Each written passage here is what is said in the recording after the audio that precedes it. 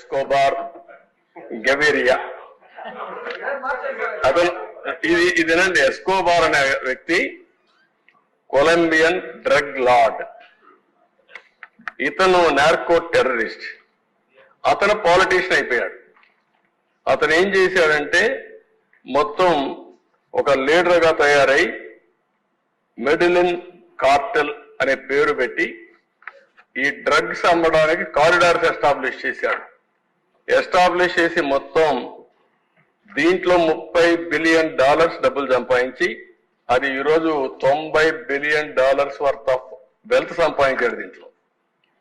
ఇది సంపాదించిన తర్వాత మీరు ఒకసారి చూస్తే 76లో అరెస్ట్ అయ్యాడు. 80లో number 1 and richest drug lord of the world. Drugs కూడా మీ ప్రపంచంలో రిచెస్ట్ ఫెలో కావచ్చు, వ్యాపారాలు చేసి కావచ్చు. కానీ ఇప్పుడు మాజీ ముఖ్యమంత్రి ఉద్దేశం ఏంటి? ఆయన కూడా అదే కావాలి.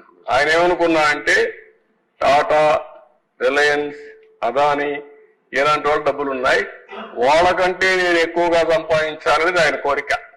నేను అందుకే ఒక మాట చెప్పాను మీకు, కొంతమందికి నీడ్ ఉంటుంది, కొంతమందికి గ్రీడ్ ఉంటుంది, కొంతమందికి మేనియా ఉంటుంది, పిచ్చి ఉంటుంది. మెకనస్ గోల్డ్ అదే పిచ్చ. అలాంటి పిచ్చబట్టిన వాళ్ళు ఇవన్నీ చేస్తారు. ఆ తర్వాత 82లో ఎంపీ అయ్యాడు, కొలంబియా పార్లమెంట్ ఎంపీ అయ్యాడు.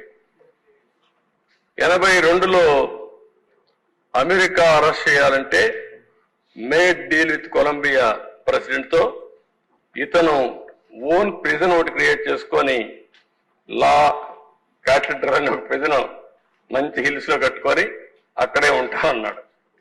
అనబెట్టారు. అక్కడి నుంచి తప్పించుకొని మళ్ళా వెళ్ళాడు. వెళ్ళిన తర్వాత 86లో ఈ killed minister of justice, Colombia minister law minister చంపేశాడు. అక్కడి నుంచి 85లో సుప్రీంకోర్టు పైన అటాక్ చేశాడు. ప్యాలెస్ ఆఫ్ జస్టిస్ సీజ్ 107 మందిని ఇన్క్లూడింగ్ 11 మంది జడ్జిలు చంపారు, తగలబెట్టారు. నాకు తెలియదు, ఇవన్నీ చూడాలి. సినిమా కూడా ఉందంట, బాగుందా? అది చూడాలి ఇప్పుడు మీరందరూ కూడా, రాష్ట్ర ప్రజానికి మొత్తం చూడాలి. 89లో killed president for expelling Escobar from politics.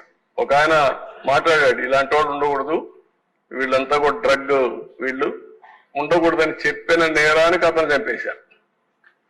అంటే ఇంకొక పక్కన 89లో bomb DIS building bombing department అన్నమాట, సెక్యూరిటీ హెడ్ క్వార్టర్స్ ని పూర్తిగా 57 మంది ఉంటే వాళ్ళు కూడా చంపేసే పరిస్థితికి వచ్చారు. దగ్గర 2248 మంది ఇంజురీ అయ్యారు.